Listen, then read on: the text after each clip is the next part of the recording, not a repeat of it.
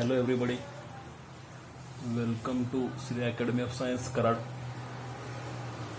Hope so you have understood the topic electric current very carefully. You have studied it, I think so.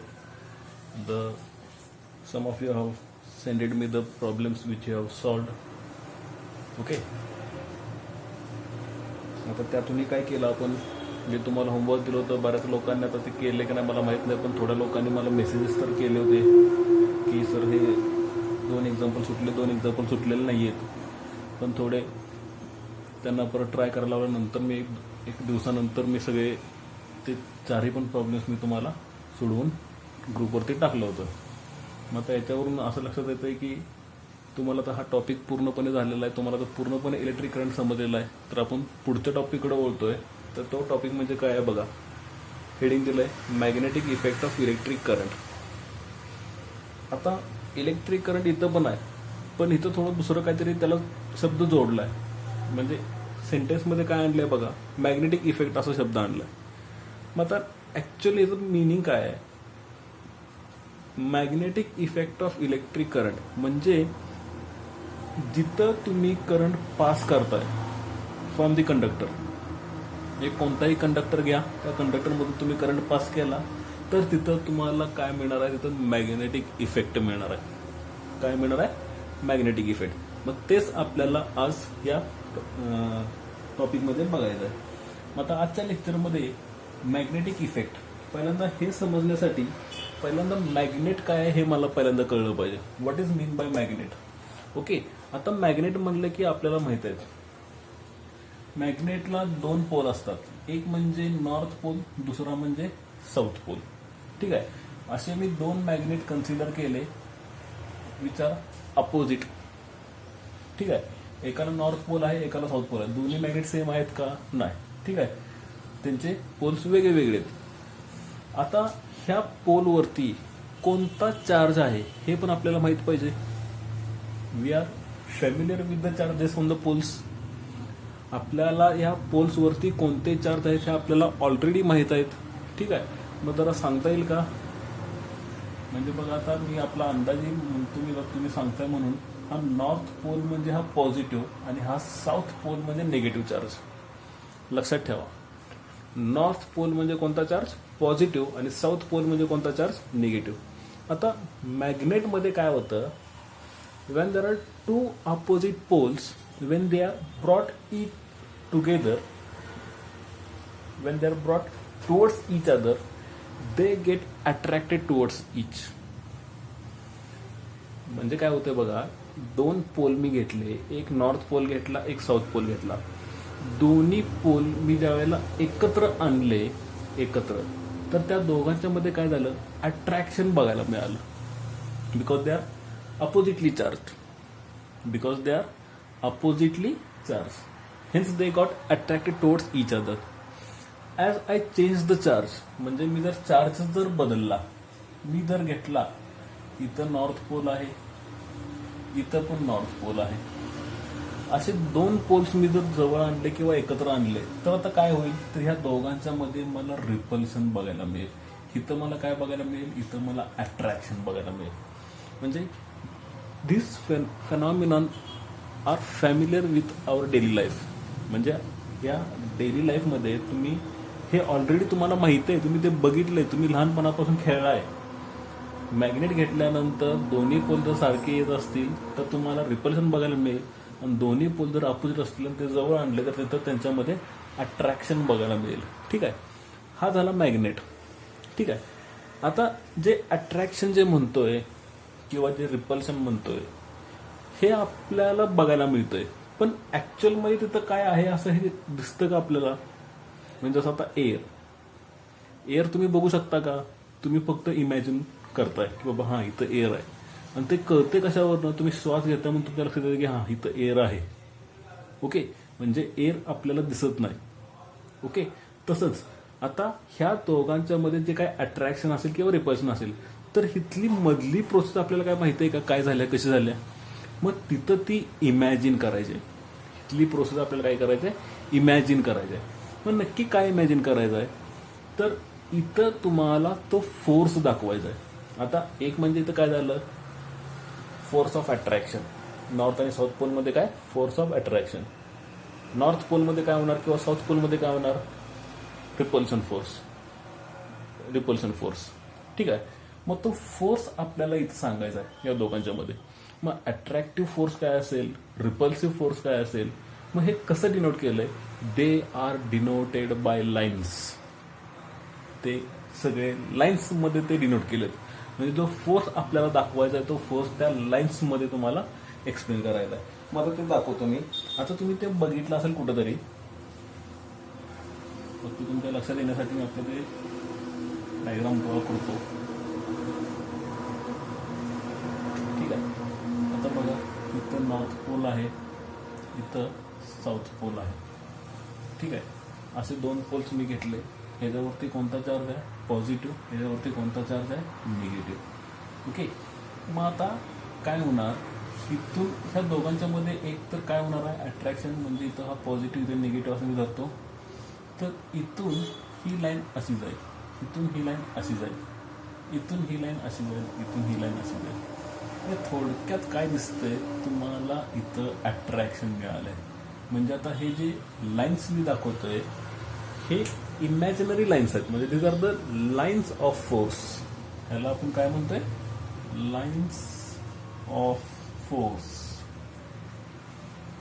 हे गरजेचं आहे, कारण पुढे आपल्याला त्याचं डेरिव्हेशन बघायचं आहे. म्हणजे 11वीमध्ये आल्यानंतर तुम्हाला 10th आता हे झालंय, पण तुम्हाला एवढं डिटेलमध्ये झालेलं नाही. तुम्हाला फक्त in generally what is mean by magnetic effect of electric current एवढंच फक्त जनरली तुम्हाला सांगितलं. मग तेवढंच आता जेवढं झालंय तेवढंच आपण फक्त बघतोय.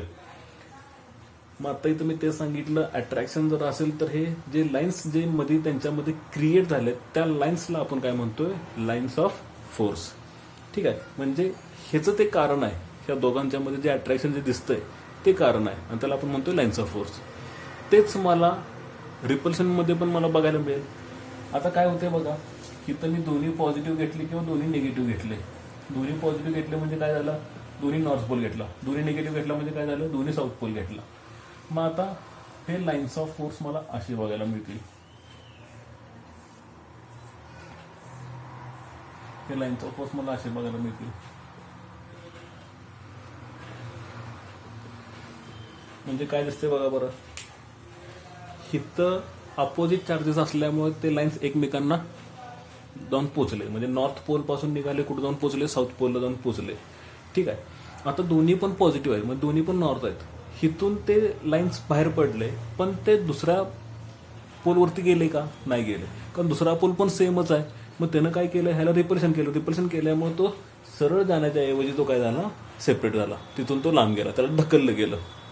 ठीक आहे. मग इथं एकमेकानं पुश केल्यामुळं हे जे लाईन्स जे असे नव्हते ते असे गेले, आणि इकडून जे येणार होते ते सरळ येणार होते ते असे तिरके होऊन लांब गेले. अलग लक्षात. म्हणजे इथं तुम्हाला काय बघायला मिळालं, रिपल्सिव्ह फोर्स तुम्हाला बघायला मिळालं. आता ह्या फिगर्समध्ये तुम्हाला त्या लाईन्सवरती एक पर्टिक्युलर डायरेक्शन दिसते का. जर वरच्या फिगरमध्ये बघितलं तर लाईन्स तुम्हाला कुठून कुठं जातात नसतात, नॉर्थ पोल पासून साऊथ पोलला. ठीक आहे. इथं दोन्ही पॉझिटिव्ह आहेत, दोन्ही पॉझिटिव्ह आहेत. मग ह्या पॉझिटिव्ह पासून पण तो लांब गेला, ह्या पॉझिटिव्ह पासून पण तो लांब गेला. समजा मी जर इथं निगेटिव्ह जर कन्सिडर केला असता, निगेटिव्ह, हे लाईन्स मला असेच मिळाले असते. हे लाईन्स मला असेच मिळाले असते. फक्त ती डायरेक्शन मला तशी मिळाली नसती. डायरेक्शन मला कशी मिळाली असती, टुवर्ड्स. डायरेक्शन कशी मिळाली असती, टुवर्ड्स. म्हणजे ह्याच्यावरून काय लक्षात आलं, म्हणजे ज्या वेळेला पॉझिटिव्ह चार्ज घेतोय तिथून जे लाईन्स बाहेर पडतील आउटवर्ड डायरेक्शन, तो पॉझिटिव्ह चार्ज. पॉझिटिव्ह चार्ज जिथं असेल तिथून जे लाईन्स तुम्हाला बघायला मिळतील, लाईन्स बाहेर पडलेले, त्याला म्हणतोय पॉझिटिव्ह चार्ज. आणि जो आपला निगेटिव्ह असेल तिथं लाईन्स काय होणार आहे, they got directed towards the negative charge. they got directed toward the negative charge. They got away from the positive charge. हिथून अवे झाला, इथं टुवर्ड झाला. Away from positive charge towards the negative charge. हे lines of फोर्सची concept आहे. म्हणून direction एक particular देतोय. म्हणून आपण काय देतो, direction from positive to negative. Positive पासून ती लाईन बाहेर पडणार, निगेटिव्ह वरती जाऊन ती पोचणार. मग पॉझिटिव्ह पासून बाहेर पडल्यामुळे त्याची डायरेक्शन कशी मिळाली, फ्रॉम पॉझिटिव्ह टू निगेटिव्ह. इथं दोन्ही पण पॉझिटिव्ह आहे, म्हणजे इकडे कुठेतरी निगेटिव्ह असेल, कारण एकाच मॅग्नेटला दोन पोल असतात. एक या बाजूला नॉर्थ असेल तर पलीकडच्या बाजूला काय असणार आहे, साऊथ पोल. म्हणजे ती लाईन काय होणार आहे, तिथे जाऊन फिरणार आहे. इथे लक्षात, म्हणजे तुमच्या लक्षात आलं सर, बार मॅग्नेट दाखवणार काय मी, तुमच्या लक्षात येईल ते बार मॅग्नेट. ठीक आहे, हे फक्त डोक्यात ठेवा. हे डायरेक्शन त्यासाठी लक्षात ठेवायचे आपल्याला. पॉझिटिव्ह चार्ज असेल तर lines of force away from the charge, आणि निगेटिव्ह चार्ज असेल तर टुवर्ड्स द चार्ज. ओके, ठीक आहे. पुढं आता इथं सांगितल्याप्रमाणे आता एक बार मॅग्नेट मी कन्सिडर करतो. बार मॅग्नेट हा झाला बार मॅग्नेट.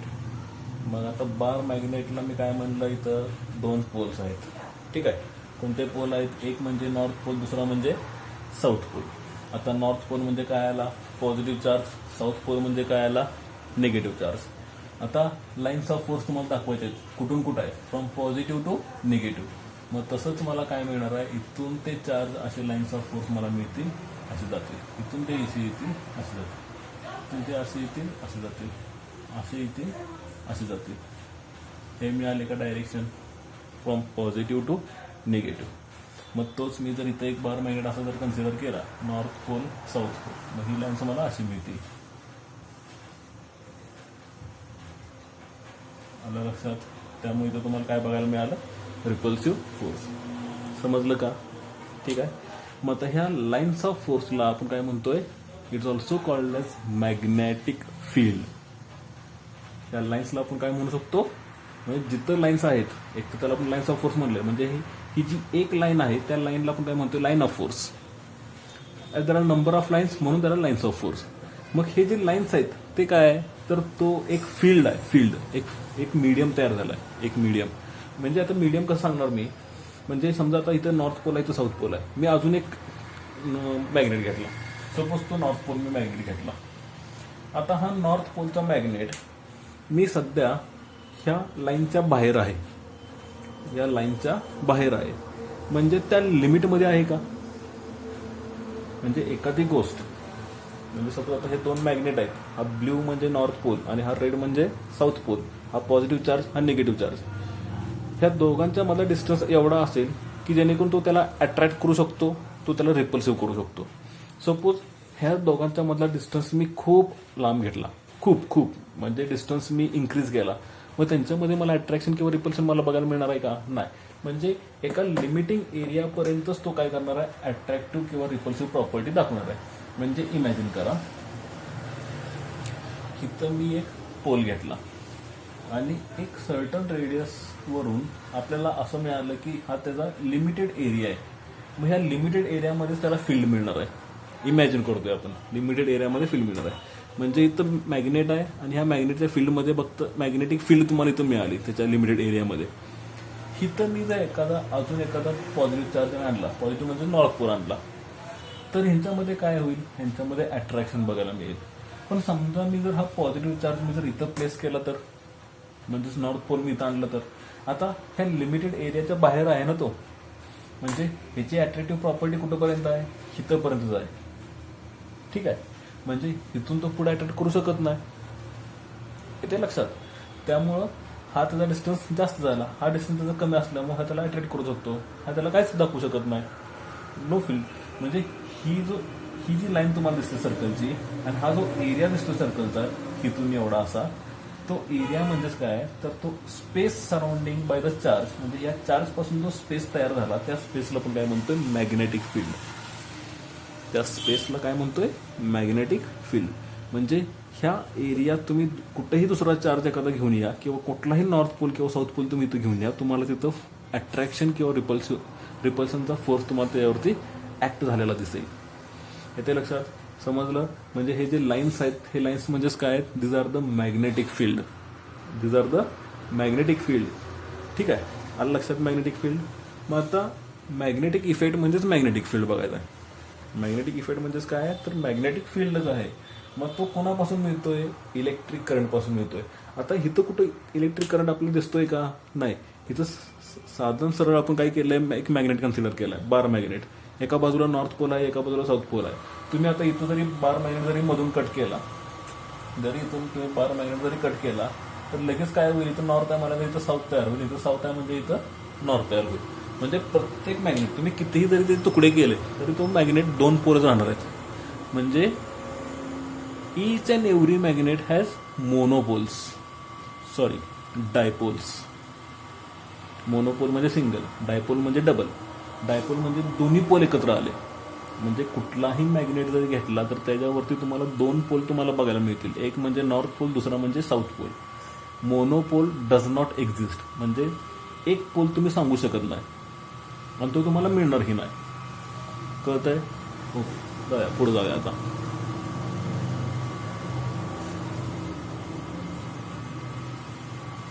आता actual meaning magnetic effect of electric current. In 1820, the scientist Hans Christian Ørsted determined magnetic effect of electric current. हा एक सायंटिस्ट आहे, हन्स क्रिश्चियन ओर्स्टेड. 1820 मध्ये त्यांनी ह्याचा शोध लावला. कशाचा शोध लावला तर magnetic effect of electric current. म्हणजे इलेक्ट्रिक करंट आपल्याला पास करायचा आहे. इलेक्ट्रिक करंट पास केला की तुम्हाला काय मिळणार आहे, तुम्हाला मॅग्नेटिक फील्ड मिळणार आहे. आता मॅग्नेटिक फील्ड कशी मिळाली, त्या मॅग्नेटपासून मिळाली. आता फील्ड कुठून मिळणार आहे, करंटपासून मिळणार आहे. मग त्यांनी तो एक्सपेरिमेंट कसा मांडला तर बघा, त्यांनी काय सांगितलं, पहिल्यांदा एक कंडक्टर कन्सिडर केला. म्हणजे एक वायर घेतली, ठीक आहे, एक वायर घेतली आणि त्या वायरमधनं करंट पास केला. मग तर करंटची डायरेक्शन कशी आहे रे, अपवर्ड आहे का डाऊनवर्ड आहे. साहजिकच ॲरो दिसतोय वरच्या बाजूला, म्हणजे करंट कसा फ्लो होतोय, इन द अपवर्ड डायरेक्शन, वरती जातोय. ठीक आहे. मग आता ओर्स्टेडनं काय केलं, एक मॅग्नेटिक निडल घेतला. मॅग्नेटिक निडल तुम्हाला कंपास माहीत असेल, कंपास दिशायंत्र, ठीक आहे, दिशायंत्र. मग तसा एखादा मॅग्नेटिक निडल कंपास काय केला, इथं प्लेस केला. इथं तो एक कंपास प्लेस केला. ह्याच्यामध्ये काय आहे, मॅग्नेटिक निडल. ठीक आहे.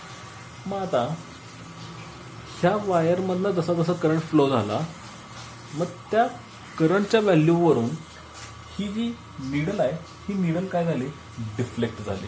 म्हणजे अशी निडल होती सुरुवातीला, करंट पास केला की तो डिफ्लेक्ट झाला, अजून करंट वाढवला, अजून डिफ्लेक्ट झाला, अजून वाढवला, अजून डिफ्लेक्ट झाला. म्हणजे काय कळलं, जसा जसा करंट वाढतोय तसं तसं डिफ्लेक्शन पण वाढतोय. ठीक आहे. म्हणजेच ही डिफ्लेक्शन दाखवतोय निडल, हा निडल काय करतोय, डिफ्लेक्शन दाखवतोय. म्हणजेच हा करंट पास केल्यानंतर ह्याच्या भोवती काय तयार झाली, ह्याच्या भोवती मॅग्नेटिक फील्ड तयार झाली. काय तयार झाली, मॅग्नेटिक फील्ड. येते का लक्षात, बघा.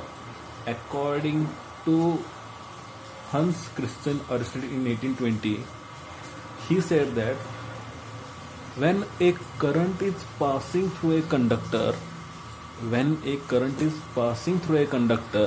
a magnetic field is produced around it. म्हणजे इमॅजिन करा आता, ही वायर आहे आणि ह्या वायरमधनं काय होतोय, करंट असा वरच्या बाजूला फ्लो होतोय, वर निघालाय करंट. ठीक आहे. आता हा करंट वर निघाला म्हणजे, तर इथं मला काय बघायला मिळालं, इथं मला मॅग्नेटिक फील्ड मला बघायला मिळाली. म्हणजे कशावरून सांगितलं, ह्या निडलच्या डिफ्लेक्शनवरून सांगितलं. पहिल्यांदा करंट मी सपोज 2 अँपियर करंट पास केला तर त्याला डिफ्लेक्शन मला थोडंच दाखवलं. पण परत मी किती पास केला, 4 अँपियर, तर मला त्याच्यापेक्षा अजून जरा डिफ्लेक्शन जास्त दाखवलं. परत मी 10 अँपियर, अजून डिफ्लेक्शन जास्त, परत 20 अँपियर, अजून डिफ्लेक्शन. म्हणजे जसा जसा करंट वाढेल तसं तसं डिफ्लेक्शन वाढेल. डिफ्लेक्शन वाढेल म्हणजेच काय, फील्ड वाढेल. म्हणजे as current goes on increasing, magnetic field also increases. जसा करंट वाढेल मॅग्नेटिक फील्ड वाढेल. ठीक आहे. मग जे मगाशी मी लाईन्स ऑफ फोर्स मी दाखवलं होतं तेच इथं तुम्हाला बघायला मिळेल. ओके. म्हणजे बघा, हा जर कंडक्टर असेल, हा आपला करंट पास करतोय, म्हणजेच आता इथं काय होणार आहे, इथं तुम्हाला ही फील्ड तुम्हाला बघायला मिळेल. ही फील्ड कशी मिळाली तर सर्क्युलरमध्ये मिळाली. म्हणजे हा कंडक्टर आहे आणि ही फील्ड तुम्हाला अशी मिळाली सर्क्युलरमध्ये. ठीक आहे. म्हणजे हे अशा पद्धतीनं ही कंडक्टर असणार आहे आणि हा सर्कल म्हणजे मॅग्नेटिक फील्ड. ठीक आहे. म्हणजे अशा पद्धतीने तुम्हाला तो मॅग्नेटिक फील्ड मिळतोय. मग आता मॅग्नेटिक फील्ड कसा ओळखायचा हे सांगण्यासाठी त्यांनी अजून एक ट्रिक सांगितली जे तुम्हाला माहिती आहे. ती ट्रिक म्हणजे हे असं आहे. काय आहे असं काय करतो आपण, बेस्ट ऑफ लक तर देतोच, पण हे इथं रिझन आहे त्याचं. हा काय राईट हँड आहे, राईट हँड थंब रूल आपण याला म्हणतो. काय म्हणतो आपण इथं, राईट हँड थंब रूल. म्हणजे आता बघा हा कंडक्टर आहे, ह्या कंडक्टरला मी जर आता असं पकडलं तर आता हा थंब जो आहे तो थंब काय दाखवतोय, थंब मला एक डायरेक्शन दाखवतोय. थंब काय दाखवतोय, डायरेक्शन दाखवतोय. मग आता करंट कुठं सांगितलं होतं आपण, वरच्या बाजूला. मग थंब कुठं दिसतोय, वरच्या बाजूला. म्हणजे करंट कुठं आहे, वरच्या बाजूला. आणि हे जे 4 फिंगर्स आहेत, 4 फिंगर्स हे राऊंड घेतात त्या कंडक्टरला. राऊंडमध्ये असं फील राऊंड म्हणजेच काय झालं, these are the magnetic field. म्हणजे these 4 fingers introduces magnetic field around the conductor. आणि thumb introduces current in the conductor. आलं लक्षात. म्हणजे thumb gives the direction of current, thumb gives the direction of current and forefinger gives the direction of magnetic field. समजलं का? ठीक आहे. हे कुणी सांगितलं आपल्याला, हन्स क्रिश्चियन ऑयस्टीनने सांगितलं. कधी सांगितलं, 1820 मध्ये. मग हिथं जो एक्सपेरिमेंट प्रूव्ह केला त्यालाच काय म्हणलंय, magnetic effect of electric current. आलं लक्षात. मग आता जसं मी आता म्हणतोय, आता ही जी लाईन्स आहेत, ही जी लाईन तुम्हाला बघायला मिळाली मॅग्नेटिक फील्ड आहे ती, ठीक आहे. ही magnetic field which is denoted by B and known as, त्याला अजून एक नाव आहे मॅग्नेटिक इंडक्शन. त्याला म्हणतो आपण मॅग्नेटिक इंडक्शन किंवा मॅग्नेटिक फील्ड, कुठलंही नाव चालेल. मॅग्नेटिक इंडक्शन किंवा मॅग्नेटिक फील्ड. मोस्टली आपण मॅग्नेटिक इंडक्शन वापरतो. हे काय वेगळं नाहीये, एकच आहे.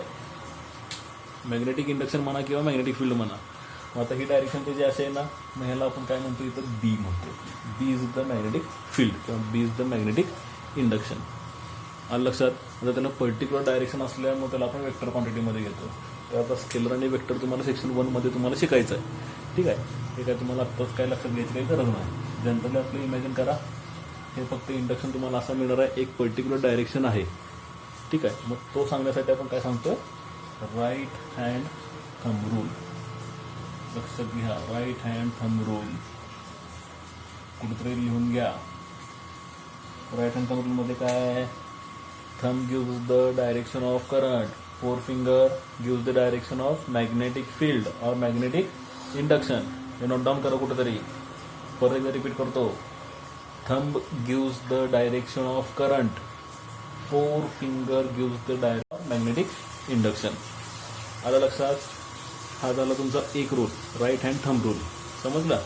आता 11वीमध्ये तुम्ही ज्यावेळी याल त्यावेळी तुम्हाला ह्याचं डेरिव्हेशन एक बघायला मिळणार आहे. म्हणजे तुम्हाला काय करायचं असतंय, आता ही वायर आहे, तुम्हाला इथून एक अंतरावरती एक पॉईंट पी दिलेला असतो, पी.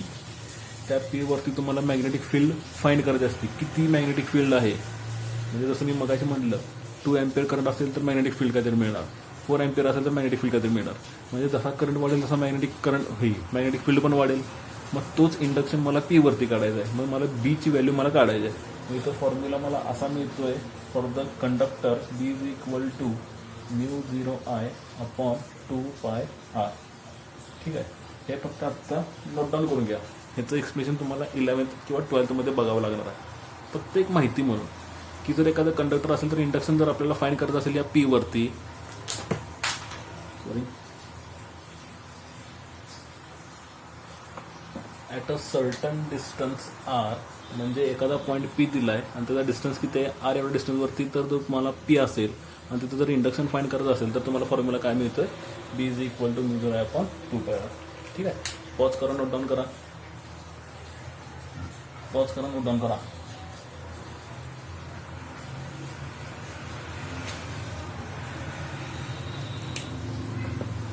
ठीक आहे, झालं. ओके, पुढे जाऊया.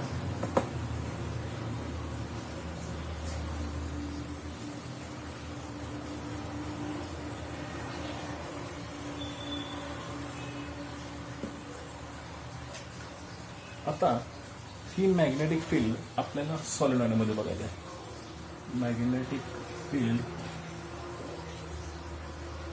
magnetic field in solenoid.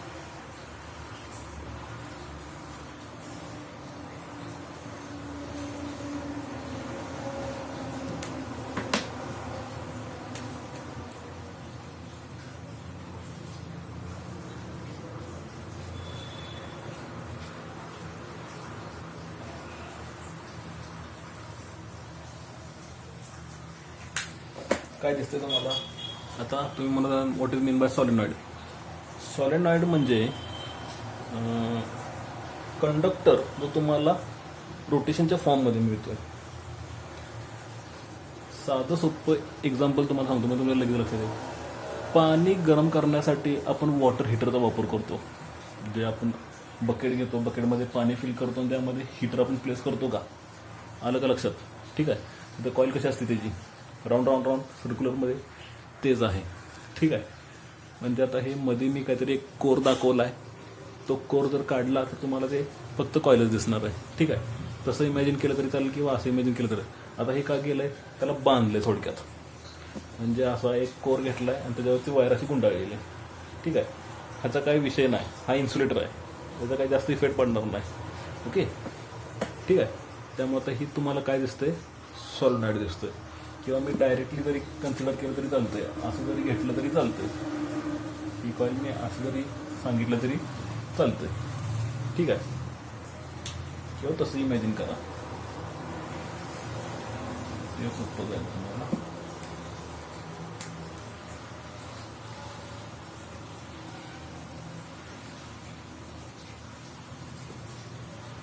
ठीक आहे. हा झाला तुमचं करंट. त्या कॉईलमधून काय होतोय? हा करंट फ्लो होतोय. आता बघा, आपल्याला ऑरस्टेडनं काय सांगितलंय? एखादा कंडक्टर घेतला की राईट हँड थंब रूलचा वापर केला की तुम्हाला इकडं करंटची डायरेक्शन मिळाली आणि तुम्हाला हा काय मिळाला? मॅग्नेटिक फील्ड मिळाला. आता इथं पण तुम्हाला मॅग्नेटिक फील्ड बघायला मिळणार आहे. पण आता मॅग्नेटिक फील्ड कशी बघणार? कारण कंडक्टर आपला स्ट्रेट आहे का? मगाचा कंडक्टर स्ट्रेट होता, एक सरळ वायर होती. पण आता ही तो वायर जी आहे किंवा कॉईल आहे, ही कॉईल कशी आहे? सर्क्युलर फॉर्ममध्ये. आता सर्क्युलर फॉर्ममध्ये असल्यामुळे मला आता राईट हँड थंब रूलचा वापर करता येईल का? करता येईल, पण ते आता लय किचकट होणार. कारण मी प्रत्येक पोझिशनला जर राईट हँड थंब रूल बघायला गेलो तर मला ती लवकर कळणार नाही फील्ड कशी येते. ठीक आहे. मग तुम्हाला एक ट्रिक देतो. आता बघा, आता ही कॉईल आहे. तुम्ही जर ही कॉईल म्हणजे आता सपोज ह्याला आपण वायर गुंडाळतोय, ह्याला वायर गुंडाळतोय, इथून वायर आली, अशी आली, इथून परत वरती गुंडाळली, अशी त्याला आपण काय केली? वायर गुंडाळू, त्याला इथनं खाली गेली, इथनं वर आली. ठीक आहे.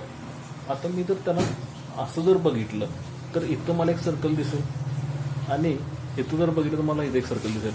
म्हणजे इथला एक सर्कल आणि इथला एक सर्कल, असे दोन सर्कल मला दिसतील.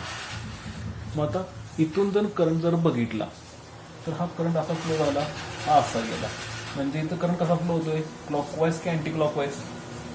बघा, इथून गेला आणि इथलं करंट फ्लो झाला म्हणजे क्लॉकवाईज. म्हणजे ज्यावेळी मी इथं बघणार त्यावेळी हा करंट असा फ्लो होतोय क्लॉकवाईज, आणि मी ज्यावेळी इकडं बघणार त्यावेळी तो करंट उलटा असणार आहे, अँटी क्लॉकवाईज. म्हणजे एका ठिकाणी मला क्लॉकवाईज करंट मला बघायला मिळेल क्लॉकवाईज, एका ठिकाणी मला काय बघायला मिळेल? Anti clockwise.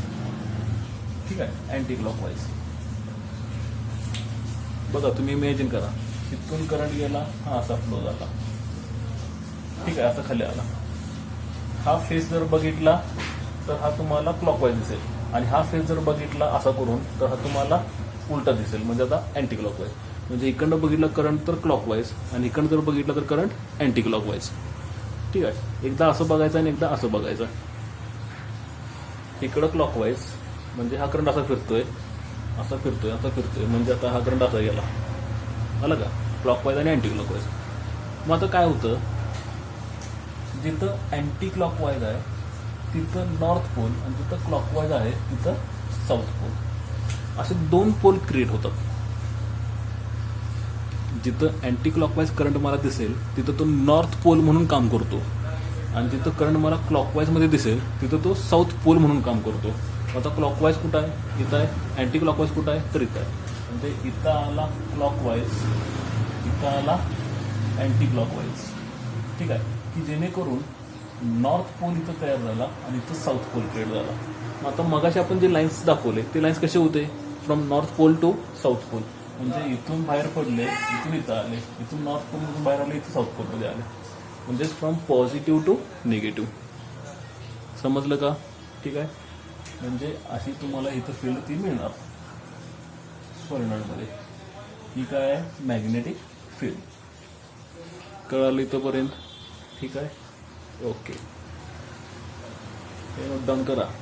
एका एंडला साऊथ क्लॉकवाईज करंट असेल तर साऊथ पोल, एका एंडला अँटी क्लॉकवाईज करंट असेल तर तो नॉर्थ पोल. इथं एन दाखवला, इथं मी साऊथ दाखवला, एस. ठीक आहे, नोट डाऊन करून घ्या.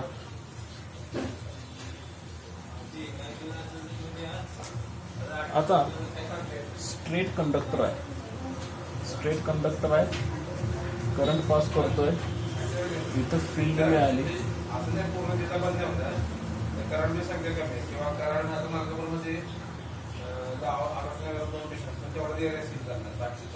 फील्ड मिळाली. आता इथं तुम्हाला फ्लेमिंग्स लेफ्ट हँड रूल तुम्हाला यूज करायचा. फ्लेमिंग्स लेफ्ट हँड रूल तुम्हाला तर आठवत असेल. Fleming left hand rule, Fleming's left hand rule. ठीक आहे. आता फ्लेमिंग लेफ्ट हँड रूल बघा. इथं कंडक्टर आहे, हा कंडक्टर आहे. करंटची डायरेक्शन बघा, ह्या बाजूला आहे, पुढे निघाला. मॅग्नेटिक फील्ड आता असे दिसते. म्हणजे थोडक्यात ती फील्ड कसे परपेंडिक्युलर आहे. आता आपण बघितलं बघा, ही स्ट्रेट कॉईल होती, स्ट्रेट कंडक्टर होता, फील्ड तुम्हाला अशी मिळाली. म्हणजे इथून ही अशी गेली. म्हणजे आता हे कसे आहेत? एकमेकांना परपेंडिक्युलर. ठीक आहे. असा गोल फिरतोय ना, असा गोल फिरतोय. मग आता हे जर बघितलं तर तो कसा आहे? परपेंडिक्युलर. मग इथं पण तसंच. हा कॉईल आहे म्हणजे असं जातो आणि असं येतोय, असं जातोय. त्यामुळे हे असं जातोय. त्यामुळे तुम्हाला हे वरच्या वर दिसतंय. ठीक आहे. कंडक्टर, करंट आणि हा. ठीक आहे. आता करंट फ्लो होतोय म्हणजे चार्जेस फ्लो होतात. Charges are in motion. ठीक आहे. इकडं पॉझिटिव्ह चार्ज निघालाय आणि इकडं निगेटिव्ह चार्ज निघालाय, मायनस क्यू. आणि हा प्लस क्यू. प्लस क्यू इकडे निघालाय, मायनस क्यू इकडे निघालाय. ओके. मग आता हे चार्जेस ज्या वेळेला मोशनमध्ये येतात आणि चार्जेस ज्या वेळेला फील्डमध्ये येतो, फील्डमध्ये म्हणजे एखादा चार्ज जर फील्डमध्ये येत असेल तर त्या चार्जवरती फोर्स ऍक्ट होतो. Van A charge comes in the magnetic field, म्हणजे एखादा चार्ज जर फील्डमध्ये आला, आता करंट फ्लो होतोय म्हणजे चार्ज आहेच की, फील्ड तुम्हाला मिळालेच की, म्हणजे त्या फील्डमध्ये तुम्हाला चार्ज मिळणारच. मग हा जो चार्ज आहे इथं जर इमॅजिन केला तर इथं काय होणार आहे? इथं त्याला फोर्स ऍक्ट होणार आहे. आणि तो फोर्स काय असणार आहे? त्याला पुन्हा परपेंडिक्युलर. म्हणजे इथं जर चार्ज असेल तर इथं फोर्स असा झाला. ठीक आहे. इथनं करंट असा फ्लो होतोय, हा मॅग्नेटिक फील्ड असा जातोय, गोल फिरतोय, मॅग्नेटिक गोल फिरतोय आणि इथं तो फोर्स असा लागतोय. म्हणजे हे सांगण्यासाठी तुम्हाला लेफ्ट हँड रूलचा वापर करायचा. म्हणजे हे 3 फिंगर्स. आता हे 3 फिंगर्स बघा, हा ह्याला परपेंडिक्युलर आहे आणि हा परत ह्याला परपेंडिक्युलर आहे. म्हणजे हे जर दोन बघितलं तर हे परपेंडिक्युलर 90 डिग्री, हे 90 डिग्री आणि हे दोघं 90 डिग्री. ठीक आहे. मग आता डिनोशन कसं आहे? Thumb use the direction of force. Thumb काय दाखवतोय? फोर्स. फर्स्ट फिंगर काय दाखवतोय? Magnetic field. मिडल फिंगर काय दाखवतोय? करंट. ठीक आहे. इथं मी डायरेक्ट दाखवतो. इथं येणार फोर्स, इथं येणार मॅग्नेटिक फील्ड.